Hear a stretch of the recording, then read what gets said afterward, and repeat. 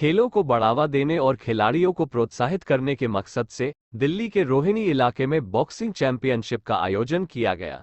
इस चैंपियनशिप में कई प्रतियोगिता में खिलाड़ियों ने देश की शान तिरंगे को लहराते हुए अपना बेहतरीन प्रदर्शन किया। इस मौके पर सांसद रमेश वेधुड़ी मुख्य अतिथि के तौर पर उपस्थित हुए और कहा कि केंद्र सरकार द्वारा आज खेलों को बढ़ावा देने के लिए ऐसे कई कार्यक्रम चला रही है, क्योंकि मोदी है तो मुमकिन है।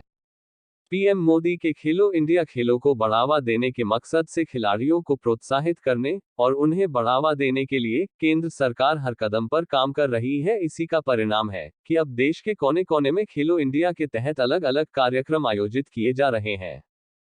इसी के मद्देनजर भाजपा सांसद रमेश वेधुड़ी ने खिलाड़ियों को प्रोत्साहित करते हुए कहा कि आज कोई भी प्रतिभाशाली बच्चा हो, उसको सरकार की तरफ से हर संभव मदद का प्रयास किया जा रहा है। मौका था जब दिल्ली के रोहिणी इलाके में बड़े स्तर पर बॉक्सिंग चैंपियनशिप का आयोजन किया गया, जहां पर भाजपा सांसद रमेश वेधुड़ी मुख्य अतिथि के तौर पर उपस्थित हुए। इस मौके पर भाजपा सांसद ने इस प्रतियोगिता की जमकर प्रशंसा की और कहा कि मोदी सरकार के नेतृत्व में आज खेलों का स्तर अंतर्राष्ट्रीय स्तर पर बढ़ रहा है। प्लेटफॉर्म क्या दे सकती है सरकारों ने? अमृत महोत्सव में आज़ादी के 75 साल में पिछले 3 साल में ही जो फंड को भी 4 गुना बढ़ाकर स्पोर्ट्स में और सांसद खेल स्पर्धा के माध्यम से अब जगह जगह रूरल बेल्ट के अंदर गांव में जो प्रतिभाएं दबकर रह जाती थी, जिनके पास ये क्षमता नहीं थी, शहरों में वो कैसे आए, कोच उनको अच्छे मिल नहीं पाते थे, उनको अपॉर्चुनिटी देने के लिए हो रहा है। अब देखिए, जहाँ 2 अंकों में पदक भारत में नहीं आया करते थे, आज 3 अंकों में भारत में पदक आ रहे हैं पिछले 3 या 4 वर्ष में। मोदी है तो मुमकिन है, ये भी कहने में संकोच नहीं है। और खेलो इंडिया खेलों के माध्यम से जो अपॉर्चुनिटी देने का काम किया, जो प्लेटफॉर्म की आप बात कर रहे हैं, अब कोई भी प्रतिभाशाली बच्चा कहीं भी अपने क्षेत्रीय सांसद से भी और अपने डीएम से भी मिलकर वो अपना प्लेटफॉर्म तलाश कर सकता है। वैसी कोई बात नहीं है। सर ये तो स्पोर्ट्स की बात, अब राजनीति की बात कर लेते हैं। जिस तरह से सुप्रीम कोर्ट ने जो है आम आदमी पार्टी को जो है अनुमति दे दी है अपने मेयर बनाने की, उस पर आप क्या? नहीं, सुप्रीम कोर्ट ने कोई आम आदमी पार्टी को अनुमति नहीं दी है। वो चुनाव कंडक्ट होने थे, चुनाव सम रीजन्स। केजरीवाल साहब, सच्ची बात तो ये है कि चाहते नहीं थे चुनाव हो जाए, 1-1.5 महीने के लिए मेयर बनेगा, लोग पद मांगेंगे, 50 लाख से 1 करोड़ में टिकटें बेची हैं, लोग पद मांगेंगे, तो अगले मेयर में कहीं क्रॉस वोटिंग ना हो जाए, 2 महीने के लिए मेयर बन रहा है। तो केजरीवाल साहब की मनसा ही नहीं थी, वो नौटंकी ज्यादा करते हैं, खुद उछलते हैं, खुद अदालत कोर्ट में जाते हैं। चुनाव करने की कभी न, ये सुप्रीम कोर्ट ने, ऑनरेबल कोर्ट ने चुनाव कराने की बात कही है, ना कि मेयर उसका बनेगा। वो तो अंतरात्मा के आधार पर लोग वोट डालेंगे और मेयर बनेगा। सर, पिछले 3 बार से मेयर का चुनाव टलता जा रहा है और अभी 22 तारीख को मेयर का चुनाव फिर होना है, तो क्या लगता है आपको कि इस बार भी कोई ना कोई रोड़ा अटकेगा या मेयर का चुनाव? देखो, दिल्ली के मालिक केजरीवाल साहब हैं और सत्ता में हैं, बहुमत में हैं, और बहुमत में रहने वाले लोग और सदन को ना चलने दें, ये देश के लोकतंत्र में पहली बार हो रहा है। अपोजिशन के लोग तो अड़चन डालते हैं, लेकिन सत्ता पक्ष के लोग बेंचों पर चढ़ जाएं, माइक को तोड़ दें, पोडियम को तोड़ दें और चुनाव ना हो, और ये शर्तें रखें, उनको रखो, उनको मत रखो, इनको पहले ओथ दो, इनको बाद में ओथ दो।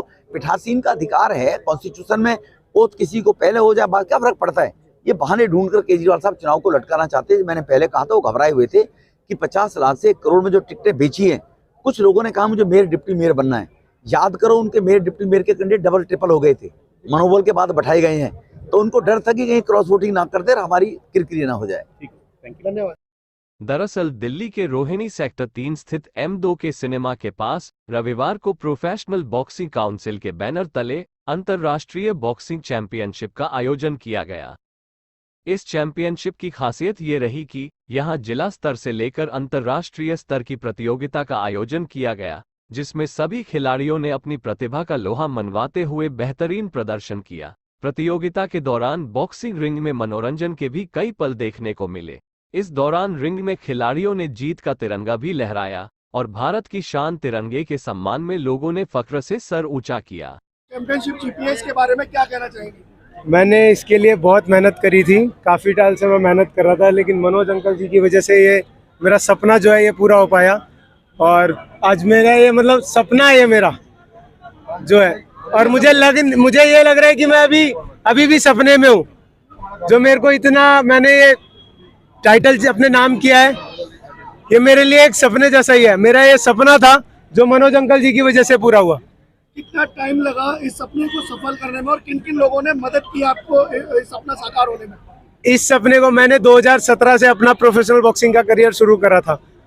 उस टाइम से लेके मैं सोचता था कि पता नहीं कब मेरा भी टाइटल आएगा। मैं भी देखता था काफ़ी लोगों को, मैं ट्रेनिंग करता था अपनी पूरी, लेकिन जब मेरे को एक बार मनोज अंकल जी ने देखा ट्रेनिंग करते हुए, मैं इस रोहिणी में 2016, 17, 18 मैं इसमें डिलीवरी बॉय की जॉब करता था।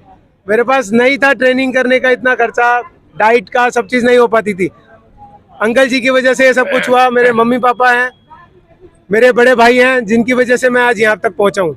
आगे के क्या प्लान है आपके, आगे कहाँ तक चैंपियनशिप को ले जाने का? मेरा जो ड्रीम है वो वर्ल्ड चैंपियनशिप खेलना है।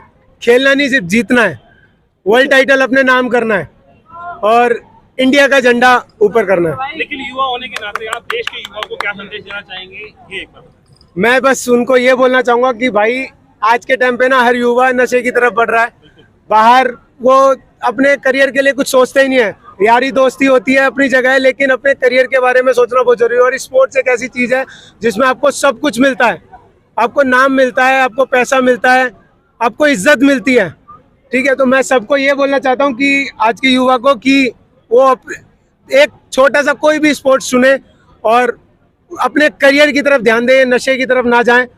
बहुत सारे युवा लोग जो नशे की तरफ जा रहे हैं, जिनकी अभी कोई एज भी नहीं है और वो बिल्कुल एकदम ऐसे हो चुके हैं जिनका कोई करियर नहीं है, कुछ भी नहीं है।